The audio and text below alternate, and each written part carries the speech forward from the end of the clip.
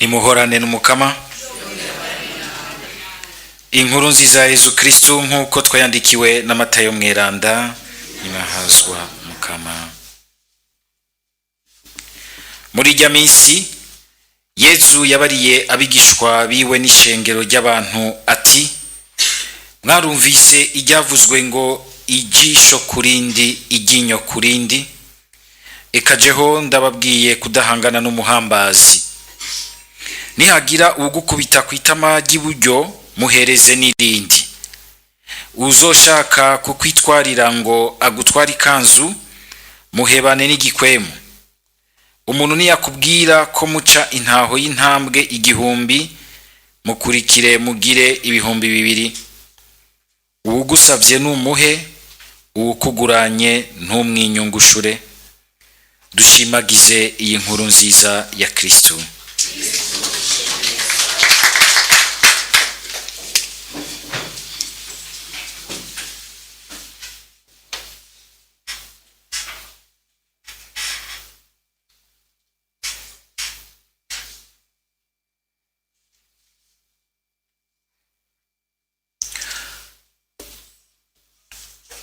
Tubandanye tuzirikana aya majambo y'Imana,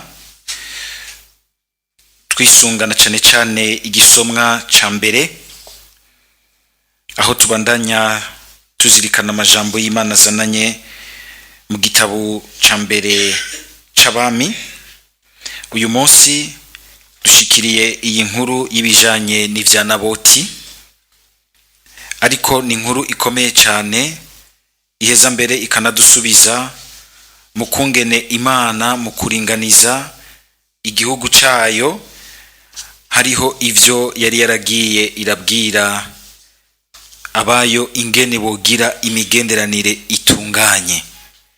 Imana ikababwira iti ko mwabaye igihugu c'Imana itunganye, namwe mutegerezwa gutungana hagati yanyu mu migenderanire yanyu. Turibuka kandi yuko igihugu c'Imana kikiva hariya mu Misiri kikinjira rero mu gihugu Imana yari yagiteguriye.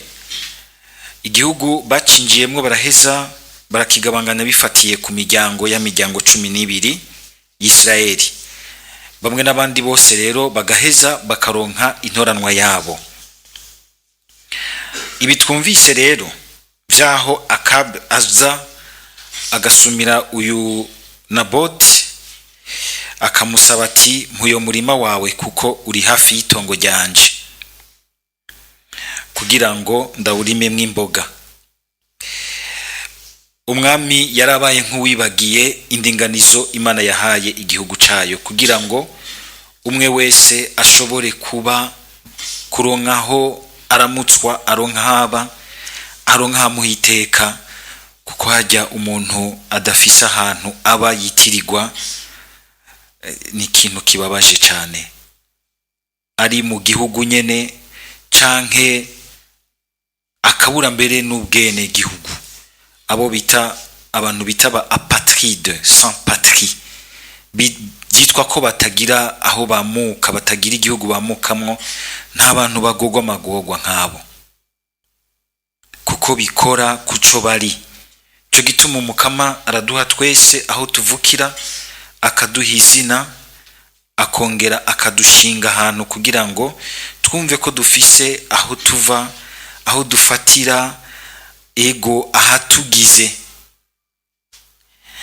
Niho rero twumvise rero uyu mwami abaye nk'uwibagiye indinganizo Imana yarahaye igihugu cayo kugira ngo n'ubundi Imana ikinge abantu ntibasanzare ngo baburanigwe canke basange ibintu vyaguye mu minwe y'ivyumunoho w'abafise inguvu bakigarurira vyinshi, abatazigira nabo kamengana imihimbiri y'ukuyereraho mu gahinga. Imana ikagira iti bamwe n'abandi mwese mu muryango muzogira iwanyu, ngo kandi turashobora kubisoma mu gitabo c'iharura cyo bita le livre des nombres mu kigabane ca 36 ku murongo w'indwi. Kama kagira ati nta ntoranwa y'abene Israeli izova mu muryango ija mu wundi. Aho ni ku murongo w'indwi. Ku murongo w'icenda Umukama akabishimangira akagira ati ngo kuko umuryango umwe wose w'abene Isirayeli uzokwihambirira ku ntoranwa yawo. Uzokwihambirira ku ntoranwa yawo. Imana irakunda umuntu ikagomba kumuha naho abana haramutswa akagira iteka mu bandi ku buryo bw'uko n'ababa bari bafashwe ko abashumba igihe ca yubire barabarekura bakabaha umwidegemvyo umwe wese agasubira mwitongiwe.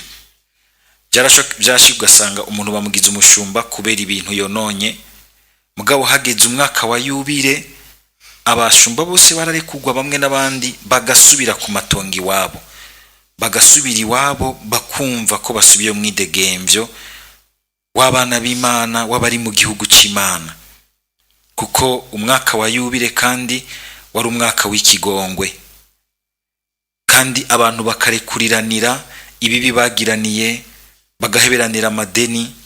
Ngira ngo hasigaye nk'umwaka umwe benshi bararya amadeni cyane kugira ngo umwaka wa yubire bace bayabahebera. Hariho abantu baca bakoresha amayeri.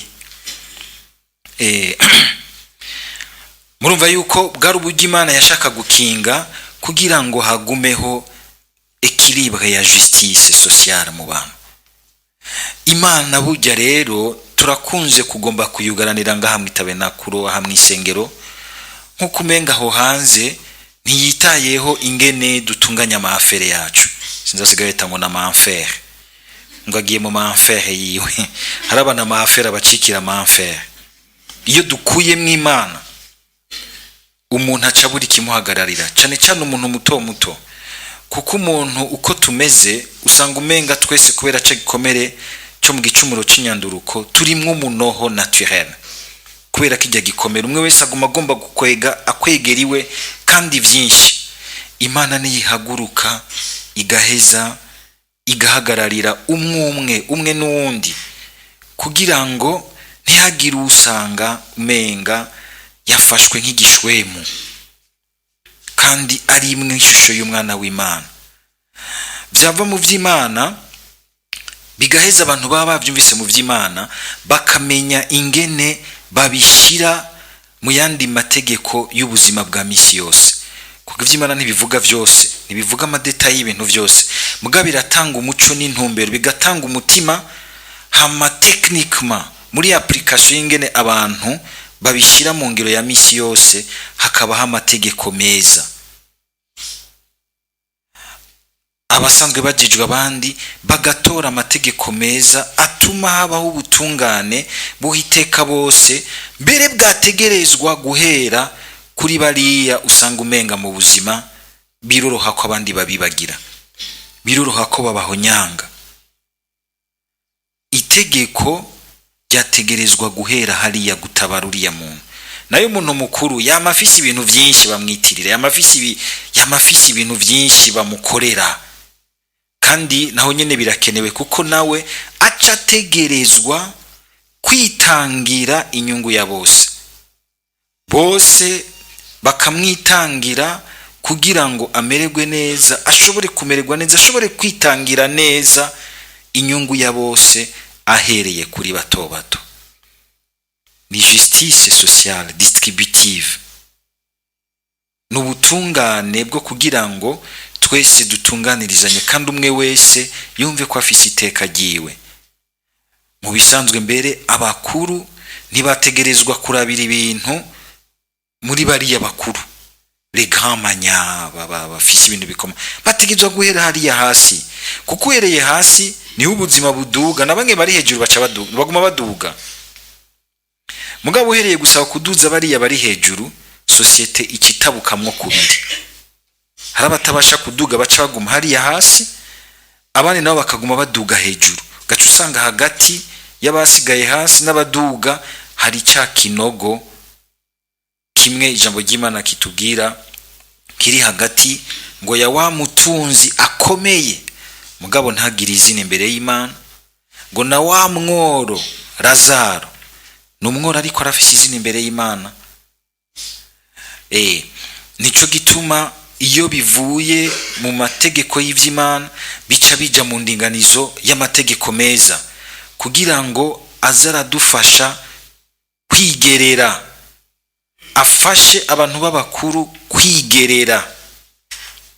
Akabi rero muri uyu mwanya aribagiye indinganizo y'Imana yategerezwa nawe nyene kumugerera. Hari ahantu Imana yabivuze, muraza kwisoma mu buhanuzi bwa Ezekiel mu kigabane ca 46 ku murongo wa 16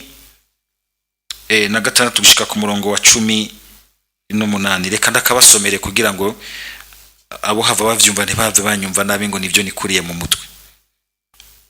Nguko ko Mukama Imana avuze, umutware niyagabira umuntu ikintu kivuye mu cibare ciwe kizobica abahungu biwe n'intoranwa, iryo ragi bazoza bararihererekana. Ariko umutware niyagabira umwe mu bashumba biwe icakuye mu cibare ciwe, iyo ngabire izoba iyo umushumba gushika umwaka azoba yahawe umwidegemvyo, hanyuma isubire kwegukira umwami. Gutyo iyo ntoranwa izoba y'abahungu biwe gusa. Umutware akararo ka 14 karakomeye kurgutura amatwi mwumve. Simbara abakuru bako baranyumviriza bakumvirize neza. Abantu b'abatware bako barumviriza bakumvirize neza karahambaye. Umutware ntacazo kwakira kwitongo ry'igihugu, ntacazonyaga ku matongo yacu. Munasikia? Muravyumva neza? Ejo ukaba umutware cyangwa umutware w'uyu munsi agomba vy'ukuri gushira Imana imbere no kugendera ku nzira y'Imana. Ntashobora guhindura igihugu nk'itongo ryiwe, n'itongo ry'abana b'Imana bose. Naco azonyaga ku matongo yacu, intoranwa azotoranya abahungu biwe azoyikura ku itongo ryiwe, kugira ngo igihugu canje ntigisanzare umwe wese ngo aje kure y'itongo ryiwe. Ni jambo ry'Imana, si jambo rya Patiri Bireha, ni jambo ry'Imana. Kuko uyu munsi birashobora gusanga bigorana mu buzima bwa bamwe bibagira ukungene Imana ishima ko twubahirizanya mu bintu vy'ubutungane hagati y'ingene tubana. Si n'ivyo abatware gusa n'abakuru, ariko ni na ya migenderanire yacu. Ubwo naho bishuga akoresha nk'umukozi kuko atagira havugira, ukamufurunda uti mviraho n'umushara wa naho ndaguha, ugacuza ngaho imbere y'Imana, oh Yezu ndagusengura mu Eucharistie. Abanza kukubwira ati uhejeje kundenganya hariya, umpamiriki. Cyangwa uraheje gufuragira uwundi umusiza ari yondo usize umudundumiye ku mutima, ugacuza ngaho kandi nazi Imana kandi uteye uruwanje, bose bakumva umengo badugije kwijuru rya kane. Ariko mukamara kubona akabona ati uri kurarenganya nkana umugenzi wawe. Nini kibazo kica kigaruka kukungene abantu tumenya gutunganya ivy'igihugu, aya matongo nyene y'ubuzima bwa misi yose. Murazi imbere yuko mu manza zikomeye ziri hagati y'abantu nyinshi ziri hariya mu masentare n'iz'amatongo. Nakajyo keza Imana ibwiye umutima w'umwe wese. Ni kibazo gikomeye. Murabona n'ingene n'abavukana. Ejo bundi sinzabona agiye gufasha, ndavuga nti Mukama urakoze ko mvuye hagati yabo bumva ko bafise ahantu bahuriye kandi atanumwe arenganije uwundi. Ukabona abantu bavukana bose imitsi yaranze, itongo kiririra hambaye.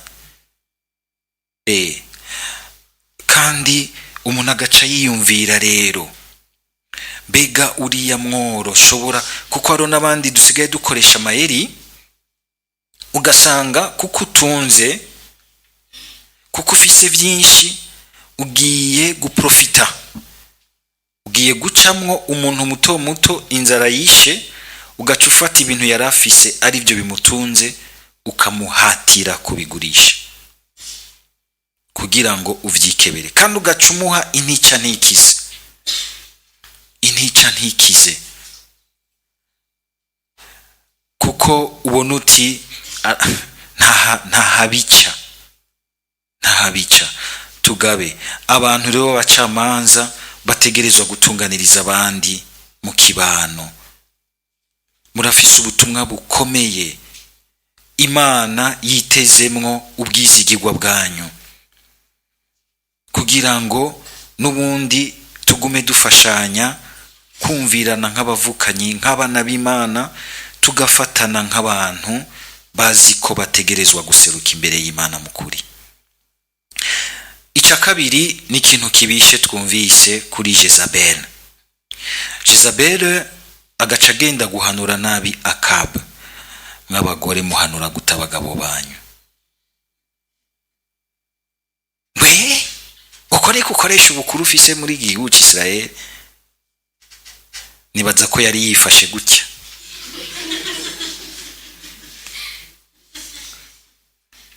Uri kijuju ringuna. Abagore ushobora gusanga batumye abagenzi babo babasukamwe agapfungu, bikamutuma adashobora gutandukanya iby'itongo ryiwe, ibyiwe prive n'ivy'igihugu.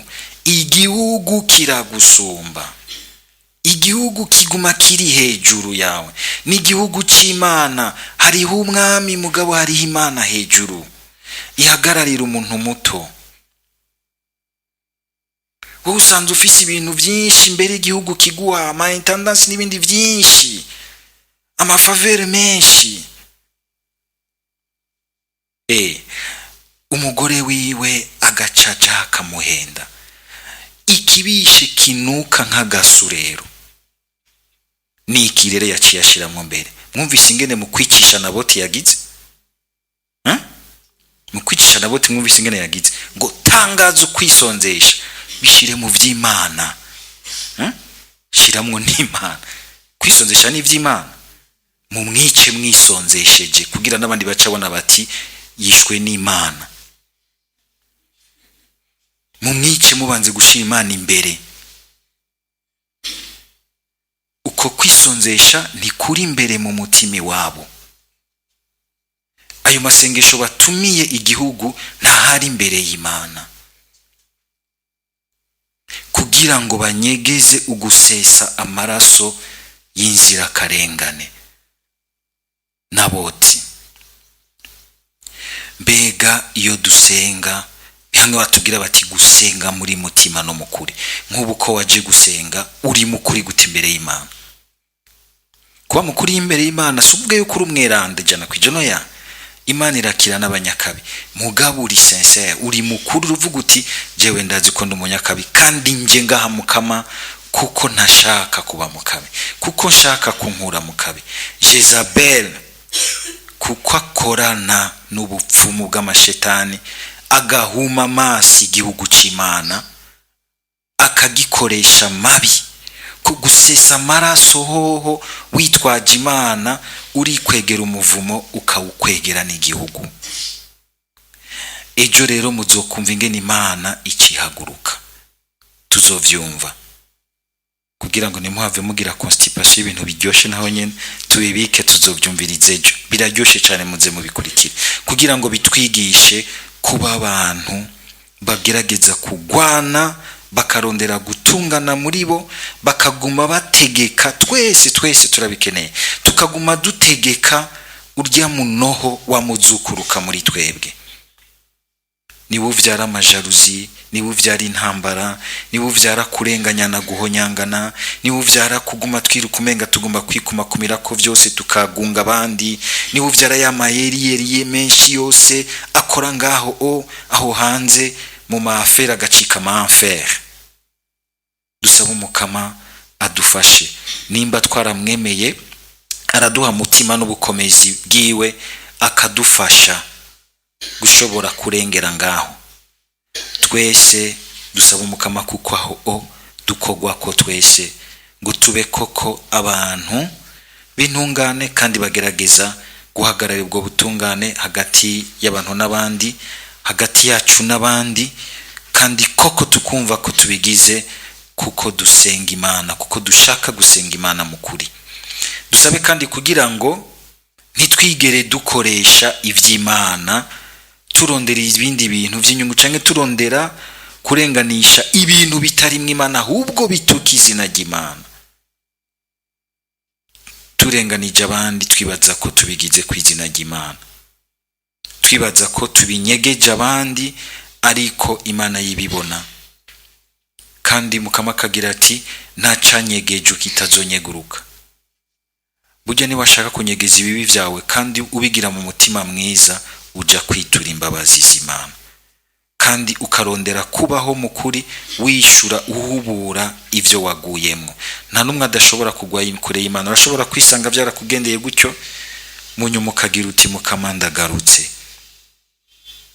Niwinyegeza mu kigongwe c'Imana uzobukize. Niwinyegeza mu guhubura ivyagiye biragushikira uzoburi kurakira.